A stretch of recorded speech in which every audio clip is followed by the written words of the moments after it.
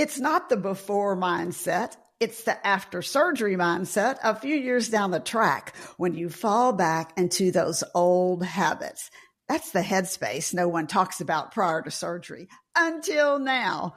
Don't you go anywhere. You don't want to miss this. Bariatric psychologist Dr. Connie Stapleton joins me to share what to do down the road when the wheels fall off, whether it's from self-sabotage or sabotage by those who love you, emotional eating, bullying, depression, whatever it is. We're talking about how to go from a setback to a comeback and regain control of your bariatric lifestyle. You spoke and we listened. Our chewable multivitamins are now dye-free, meeting your demand for more options. These dye-free chewables join our calcium chews and multivitamin soft chews in the dye-free lineup. Visit ProCareNow.com and use code Susan10 to save money. I'm bariatric dietitian Dr. Susan Mitchell, ex-radio dietitian turned podcaster. You're listening to the Bariatric Surgery Success podcast. Are you frustrated with all the confusion when it comes to nutrition? I get it. It's hard to decipher sound science from pseudoscience. It's enough to make you give up and say, I don't know what to do. Well, I do. I know what to do. It matters where you get your nutrition information. When it comes to your bariatric surgery, nutrition is specific. So let's cut through the nonsense. Let's get what you need to know right now, today. I created the Bariatric Surgery Success podcast to give you accurate nutrition information you can always count on. Simple, actionable, step-by-step strategies that work. I'm here to help you feel great every single day. Get out there and do the things you want to do. So you're in the right place, friend. Let's get started. Do you receive my weekly newsletter called Breaking Down Nutrition? If not, what are you waiting for? It's a quick way to keep up on nutrition for your bariatric lifestyle. You'll be the first to know about helpful nutrition tips and recipes, giveaways, product specials, the latest podcasts, and upcoming interviews that you don't want to miss, like this one with Dr. Connie. You can sign up today on my website, breakingdownnutrition.com. Well, joining me in this studio is Atlanta-based bariatric psychologist, Dr. Connie Stapleton. If you're a regular listener, you know that Dr. Connie is the real deal. And when she shows up, she brings an A game every visit, and she doesn't hold back with what she thinks. She shares her vast experience and the mental health aspects of bariatrics.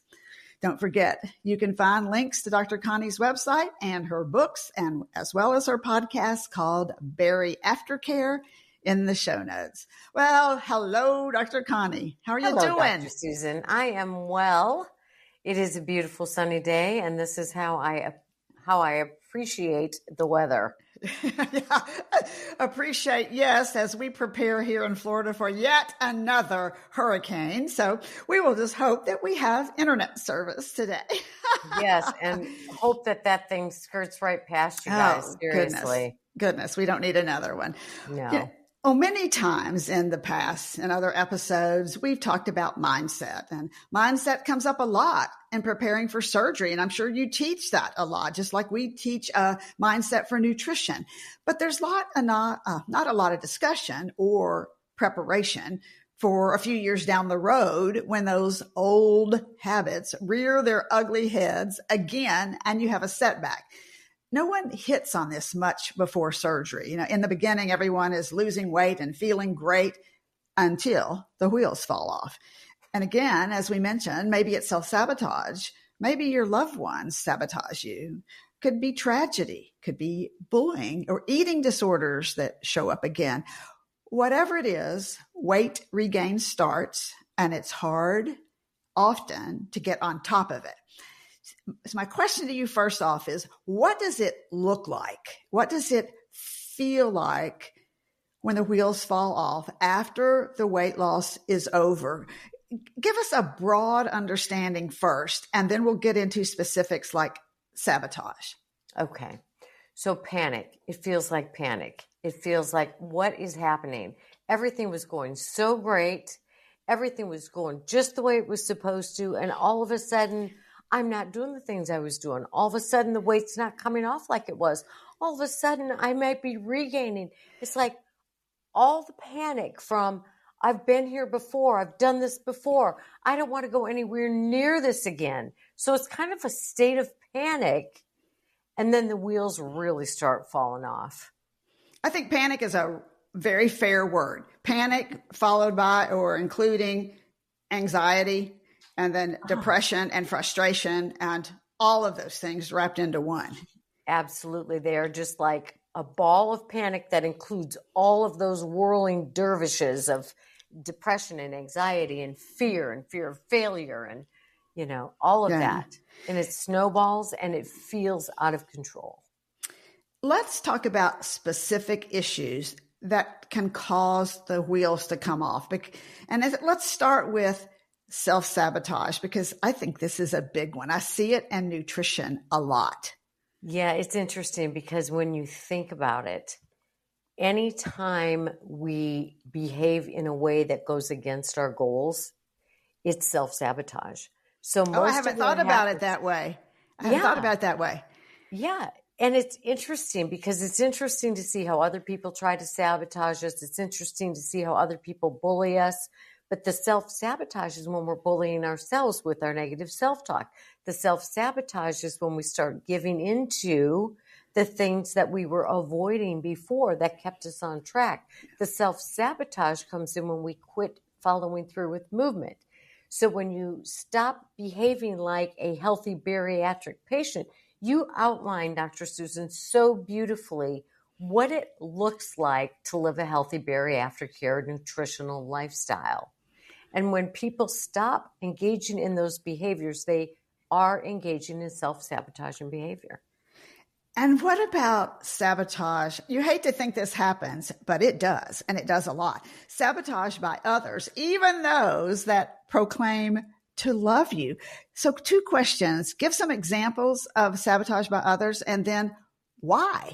Why does this happen? Why the need to sabotage someone who's working so hard? Well, rest assured, these people do love you. And what they're doing is try to find the equilibrium that was in your relationship prior to the changes you've made. Because any relationship, when there's changes in one, things get off kilter.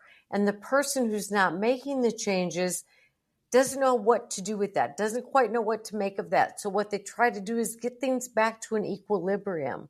So they may bring you, honey, I brought you your favorite treat from so-and-so because I know you just love it and I wanted you to know I'm thinking about you. So it's presented as a gift and I love you and this is my love language and you've loved this in the past, but this is not going to help you. Subconsciously, the person bringing you the gift wants an equilibrium. I don't know you in this new life, but I knew you how you were. So if I can get you back to how you were, then we can have what we had. Interesting. Do you think they also, this person doing the sabotaging, do you think they also feel a sense of panic? Like, oh my gosh, she or he is changing and this is getting out of control and I don't know what to do about it. So I'll go back to the old things that worked before. Right. And for so many people, it's not a conscious process. It's not like, they're changing.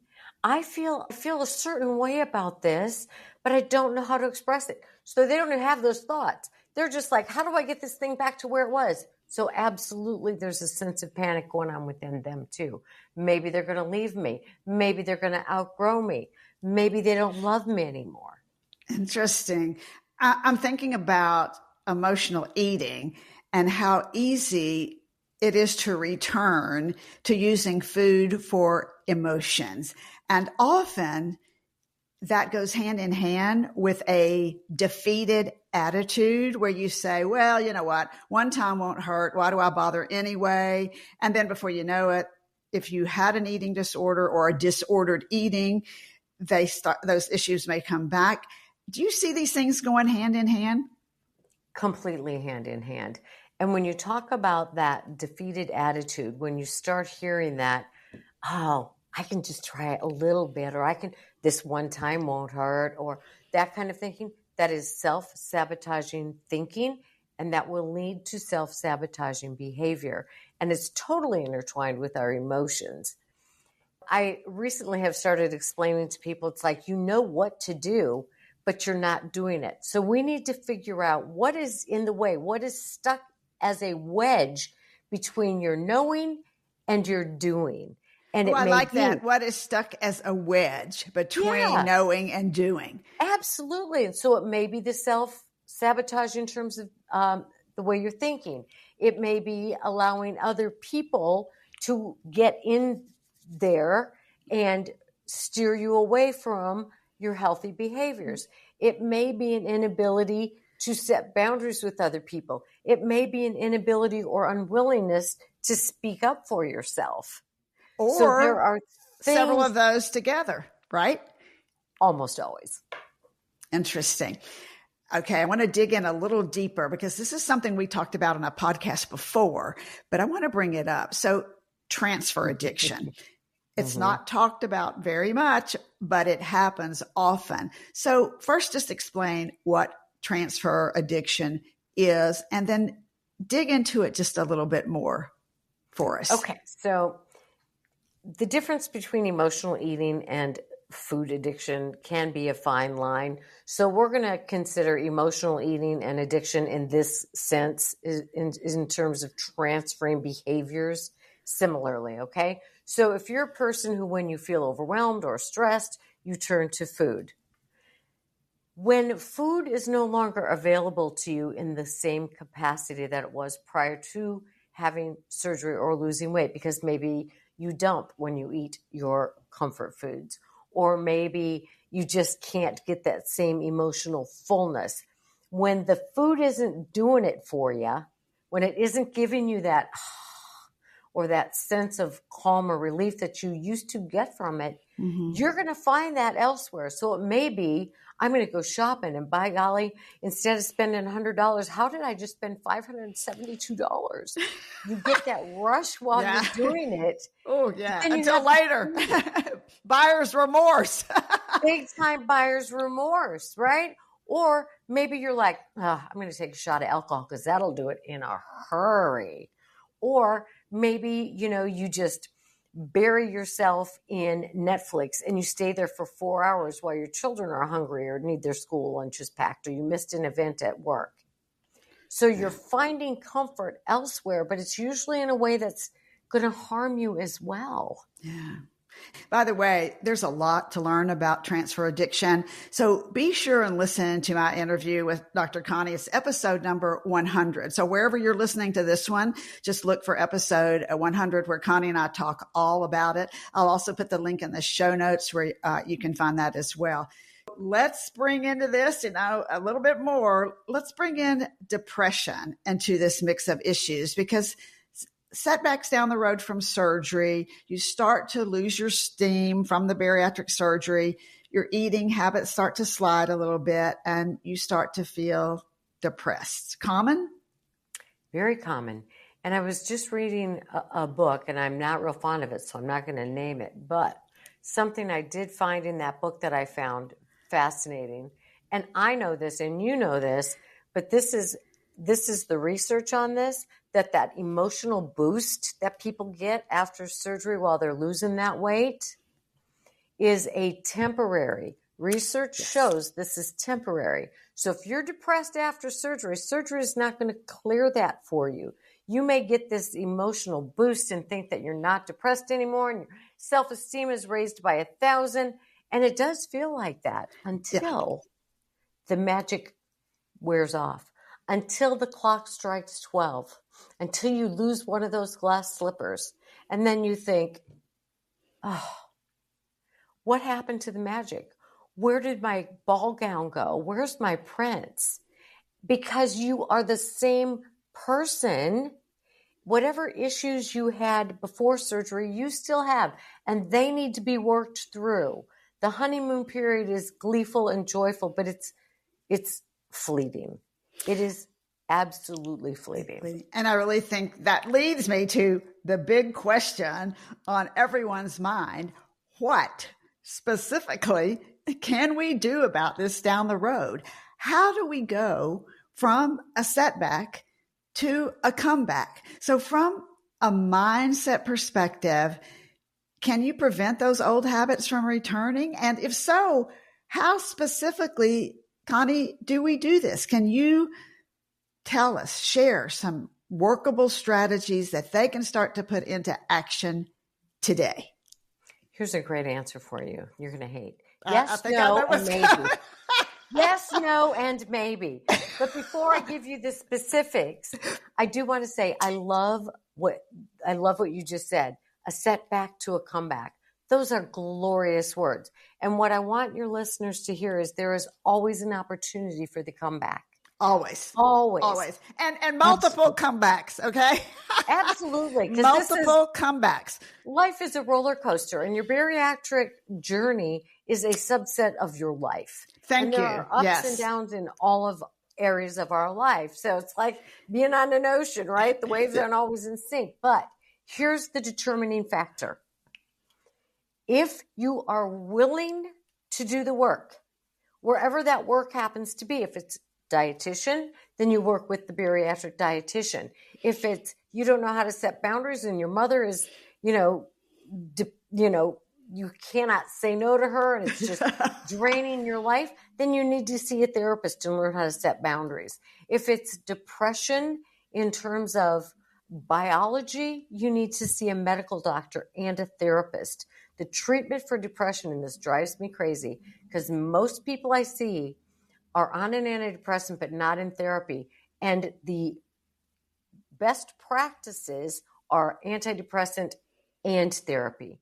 Well, that makes sense because you need to deal with what's going on that's holding you back from the success that you want to have. Exactly. We want you to feel better with the help of the medicine, but also learn the skills and the tools that you need to be successful in all the endeavors. The bariatric surgery, the nutrition, the movement, all the things, but also relationships and your whole life. So yes, you can absolutely come back time and time again if you're willing to do the work. So the work means your willingness to seek help from whatever kind of professional that you need. You're willing to say, I matter. You're willing to learn to cut off that negative self-talk, recognize your self-defeating behaviors, and work toward replacing them with healthier behaviors. You've got to have support. So if someone, I hear the word, you've got to have support. So if someone's listening right now going, I need to come back and I need it badly and I'm in a bad place today, as we wrap up, what would be the one or two things that you would say right now to help them get up and get going again? Start with your physician because you've already have a relationship there. Or if you have a relationship with a therapist or a bariatric coach or a bariatric dietitian, start somewhere and just say these words. I need help. I need help. Can you point me in a direction? Can you help me figure out where I need to go? I need help. You need to ask because any of the professionals in your bariatric medical practice will help you, as will hopefully your primary care physician be able to guide you toward some resources. Great information. Always realistic, always usable. Thank you so much for your valuable time, Dr. Connie. I appreciate you. You are so welcome, and I appreciate all that you do. And I love the truth that you stated at the beginning. It matters where you get your information. And when you're going to Dr. Susan, who has a PhD in nutrition, you're getting the right information for your bariatric nutritional journey. Well, thank you very much for that. Well, you heard Dr. Connie. There is no shame ever in saying, I need help. None. That's why we're here. And as I said in the beginning, I'm here to help you feel great every day. Dr. Connie's here. This is what we want you to do. We want you to have a great life. So we're behind you. If you need help and you know you need a comeback, ask for it because you are worth it. Bariatric Surgery Success with dietitian Dr. Susan Mitchell is produced and owned by Practicalories, LLC, All rights reserved. Remember, the content provided on this podcast is for information purposes only and doesn't create a patient-provider relationship. It's intended to provide reference material and is not designed to provide medical advice. Please consult your healthcare provider regarding any medical issues you have relating to symptoms, conditions, diseases, diagnosis, treatments, and side effects. Podcast guests express their own opinions, experience, and conclusions which do not necessarily reflect or agree with the host, Dr. Susan Mitchell, or Practicalories, LLC.